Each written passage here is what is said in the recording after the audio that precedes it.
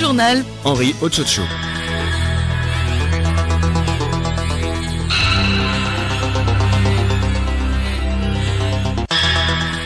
Mesdames, Mesdemoiselles, Messieurs, bonjour. Les titres de ce journal. Les experts des opérations de maintien de la paix des Nations Unies explorent les voies et techniques pour une gestion efficace des armes et des munitions dans un contexte de désarmement, de mobilisation et de réinsertion des EDR. Ils sont en formation de 5 jours, ouverte ce lundi à Lomé. La Commission nationale des droits de l'homme CNDH outille les femmes sur les procédures d'entrée en possession de leurs droits ou celui de leurs enfants après le décès de leur conjoint. Les responsables de la CNDH ont échangé dans ce sens ce lundi avec les associations et groupes de femmes à Lomé. Et puis Libye, la trêve humanitaire qui devrait s'étendre jusqu'à 15h ce lundi a volé en éclats hier dimanche. L'arrêt des combats n'aura finalement duré que 24 heures. Des tirs de roquettes non identifiés ont visé ce dimanche mitigant. L'origine des attaques reste inconnue et les belligérants s'accusent mutuellement d'en être l'auteur.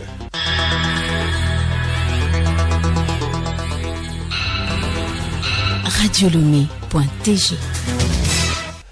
Mesdames, Mesdemoiselles, Messieurs, une fois encore, bonjour. Nous le disions en titre, les experts des opérations de maintien de la paix des Nations Unies sont en formation à Lomé. Ils planchent sur la gestion efficace des armes et des munitions dans un contexte de désarmement, de démobilisation et de réinsertion DRDR Yao Kamake.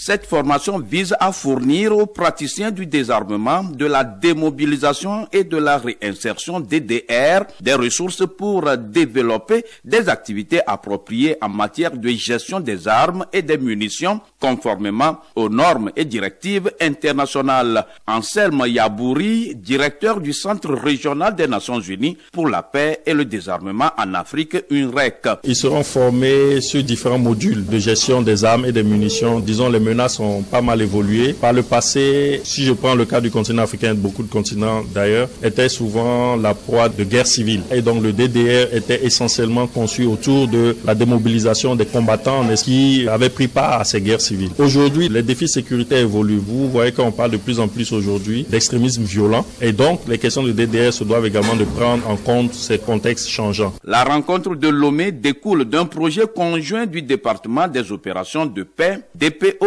et le Bureau des affaires de désarmement ODA. Elle regroupe des participants provenant de différentes missions des Nations Unies dans le monde. Ces personnes sont amenées dans le cadre de leur travail à travailler avec des ex-combattants qui, dans le cadre des processus de démobilisation, sont parfois amenés à ramener des armes et des munitions. Et il est de bon temps donc que le personnel des Nations Unies soit entraîné et formé de façon adéquate pour une manipulation correcte de ce matériel qui peut être un matériel dangereux. Les armes et les munitions ne se manipulent pas de n'importe quelle façon. Ce sont des produits dangereux qui peuvent exploser, donc tuer les gens. La formation se déroule en 2 phases, l'une théorique, l'objet du présent atelier, et l'autre pratique, prévue les jeudis et vendredis prochains au centre Kofi Annan à Accra, au Ghana.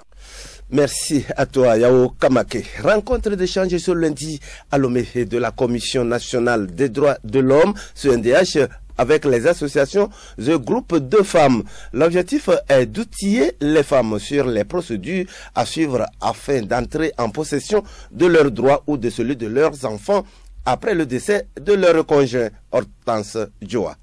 La rencontre, qui s'inscrit dans le cadre de la célébration en différé de la Journée africaine de la femme, est axée autour du thème « Droits successoraux du conjoint survivant et les orphelins ». Il s'agit pour la Commission nationale des droits de l'homme de rendre les femmes autonomes face aux innombrables difficultés rencontrées dans la possession des droits successoraux. Aticho Afi Jackie, présidente de la sous-commission promotion et protection à la CNDH. Ce que nous devons entendre, c'est qu'est-ce que les femmes doivent faire lorsqu'elles perdent leur conjoint. Qu'est-ce qu'elles doivent faire au niveau de la justice? Quels sont leurs droits? Aussi bien le droit patrimonial, c'est-à-dire les biens laissés par leur mari. Maintenant, l'exercice de l'autorité parentale, c'est-à-dire la garde, la surveillance et l'éducation des enfants. Qui est-ce qui doit s'en occuper? Le code des personnes de la famille à réglementer la question, mais par ignorance, lorsque vous perdez votre conjoint, on se réunit, il faut désigner un tuteur, un administrateur des biens. Alors que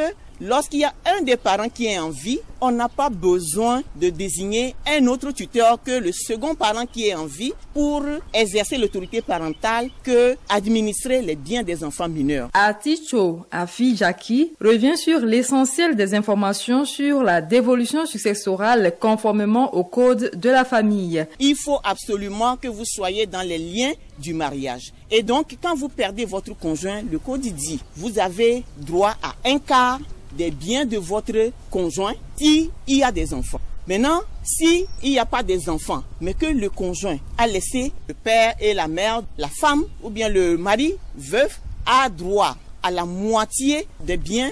Nulle part on a dit que c'est les oncles ou bien c'est les sœurs et frères du défunt qui doivent hériter de ces biens.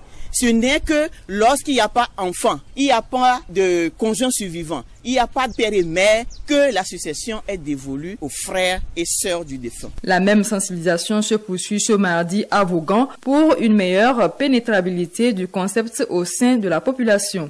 Ce communiqué pour clore cette page nationale, le président de la Commission électorale nationale indépendante rappelle à l'attention de toutes les parties concernées que seules les associations régulièrement accréditées par la CENI pour l'observation des élections des conseillers municipaux sont autorisés à déployer des observateurs pour les élections partielles dans les communes de Oti Sud 1, Bassar 4, Wawa 1, AV2 et Zio 4. Par ailleurs, les associations ayant reçu l'accréditation de la CENI pour des circonscriptions électorales spécifiques lors de l'élection du 30 juin 2019 et qui désirent poursuivre l'observation pour les élections partielles sont priés d'en informer la CENI par lettre ou au plus tard le 13 août 2019 à 15 h en précisant là où les communes dans lesquelles elles comptent se déployer. Le président de la CENI remercie par avance les différentes associations concernées et compte sur l'engagement citoyen de tous pour un bon déroulement des opérations de vote dans les communes restantes. Fait à Lomé le 12 août 2019, le président Tchabangou Ayassor. Le journal Henri Ochocho. Actualité internationale, cap sur la RDC, les musulmans ont célébré hier la fête de la Tabaski ou fête du sacrifice. Au Sud Kivu, ils ont profité de cette occasion pour demander au gouvernement congolais de considérer les fêtes musulmanes comme étant des journées chômées et payées sur toute l'étendue du pays. Ceci à l'instar des fêtes chrétiennes de Pâques et de Noël. Certains d'entre eux se disent victimes d'intimidation sur leur lieu de travail, surtout quand ils s'absentent ou arrivent en retard suite aux préparatifs de leur fête. Le Kenya cherche de soutien à l'étranger pour briguer un siège non permanent au Conseil de sécurité de l'ONU pour la période 2021-2022. Le président Uhuru Kenyatta était dans les Caraïbes ce week-end après une visite en Jamaïque. En un mois, il a ainsi rencontré les chefs d'État ou représentants de 18 pays. Congo-Brazzaville, deux sociétés d'exploration pétrolière, propriété d'un richisme, hommes d'affaires congolais proches du pouvoir, ont annoncé ce week-end la découverte du premier gisement pétrolier onshore au nord du pays. Ce gisement qui pourrait faire quasiment quadrupler la production du pays s'étend sur une superficie de plus de 9000 mètres carrés et dispose de 4 puits. Officiellement, le processus de recherche a démarré dans les années 1980. Mais c'est en 2006 que l'État a accordé le permis d'exploration sur ce gisement qui, à en croire les experts, devra jouer le rôle de renforcer l'indépendance énergétique au Congo. Des roquettes ont été tirées hier dimanche en direction de l'aéroport de Mitiga, à quelques kilomètres à l'est de Tripoli, la capitale libyenne. Une attaque qui brise la trêve temporaire négociée par l'ONU. Edmond Souba. C'était une première. À l'occasion de l'Aïd, toutes les forces en présence avaient accepté la demande de l'ONU de déposer les armes pour 2 jours. Aucune opération militaire n'aurait dû avoir lieu dans la banlieue de Tripoli. La trêve humanitaire devait s'étendre jusqu'à 15 heures de ce lundi. Mais l'arrêt des combats n'aura finalement duré que 24 heures. Dimanche, des tirs de roquettes non identifiés ont visé Mitigan, une ancienne plateforme militaire utilisée pour le trafic civil en remplacement de l'aéroport international de Tripoli, fermé depuis 2014. Pour l'heure, l'origine des tirs reste inconnue. Les belligérants se sont accusés mutuellement d'en être l'auteur. Et puis aux Comores, le président Azali accorde sa grâce à 4 prisonniers politiques. Ces détenus avaient été condamnés à la prison à perpétuité pour complot en décembre dernier. Leur libération intervient 2 semaines après un accord signé entre la France et les Comores à l'occasion de la visite à l'Élysée du président comorien. Écoutez Radio Lomé sur le web sur le www.radiolomé.tg. Chronique juridique, dans l'exercice de leurs fonctions, les magistrats sont soumis à des règles d'éthique et de déontologie. Il s'agit de les amener à préserver la paix sociale et à lutter contre la corruption au sein du corps judiciaire. La chronique juridique de ce lundi est signée Hélène Assabi. Au terme de la loi fondamentale du 14 octobre 1992, en ses articles 1 et 2, la République togolaise est un État de droit démocratique qui assure l'égalité devant la loi de tous les citoyens sans distinction d'origine, de race, de sexe, de conditions sociales ou de religion. Ainsi, le juge n'est soumis dans l'exercice de ses fonctions qu'à l'autorité de la loi. Mais aujourd'hui, cette mission a évolué et tend à intégrer la nécessité pour le juge de prendre en compte les conséquences de sa décision sur la paix sociale. À cet effet, les magistrats sont invités à rendre justice selon des règles d'éthique et de déontologie. Ces règles sont notamment basées sur l'impartialité, l'intégrité et l'indépendance. Bassa Agbenyon Kofi, membre du Conseil supérieur de la magistrature et conseiller à la Cour suprême, explique. L'éthique et la déontologie par rapport aux magistrats s'entend de ce qu'ils doivent respecter la formule de leur serment, éviter tout manquement au devoir de leur profession, à l'honneur, à la probité, à la dignité. Ils doivent être impartials, rendre la justice sans tenir compte de la personne du justiciable ni de leurs intérêts personnels. Et qu'ils doivent ainsi résister à toute intervention d'où qu'elle vienne dans les procédures judiciaires. Le juge doit se conduire de manière à préserver la dignité de sa charge. Il doit être intègre et compétent. Donc il est tenu aussi à l'obligation de réserve. Ce n'est pas tout qu'on doit dévoiler.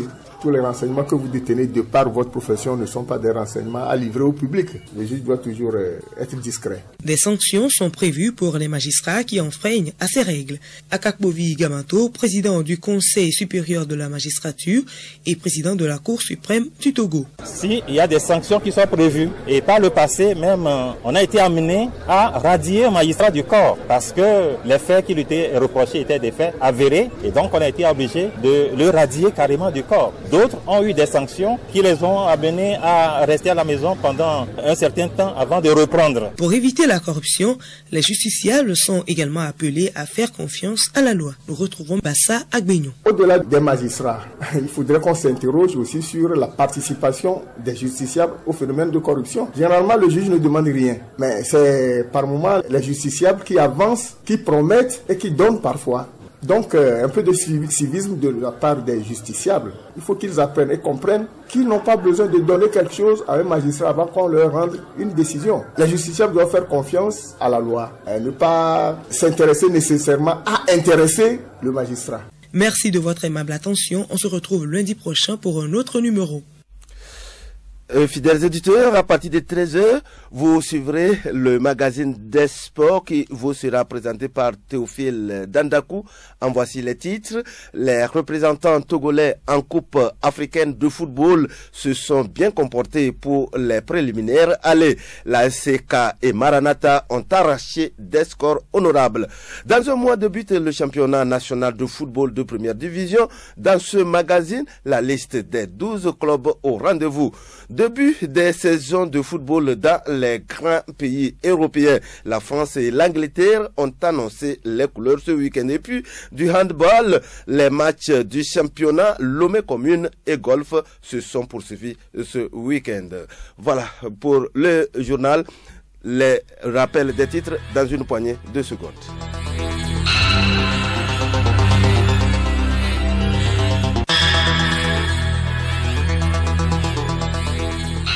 Les experts des opérations de maintien de la paix et des Nations Unies explorent les voies techniques pour une gestion efficace des armes et des munitions dans un contexte de désarmement, de mobilisation et de réinsertion. Ils sont en formation de 5 jours ouverts ce lundi à Lomé.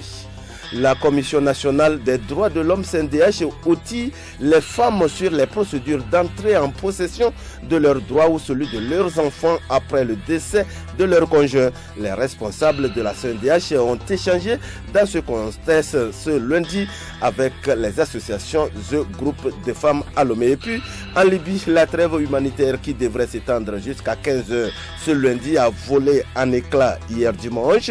L'arrêt des combats n'aura finalement duré que 24 heures. Des tirs de roquettes non identifiés ont visé ce dimanche mitigant. L'origine des attaques reste inconnue et les belligérants s'accusent mutuellement d'en être l'auteur. Bon après-midi à tous et à toutes.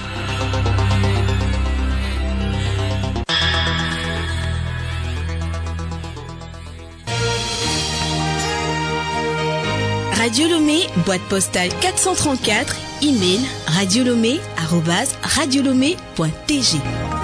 Radiolomé.tg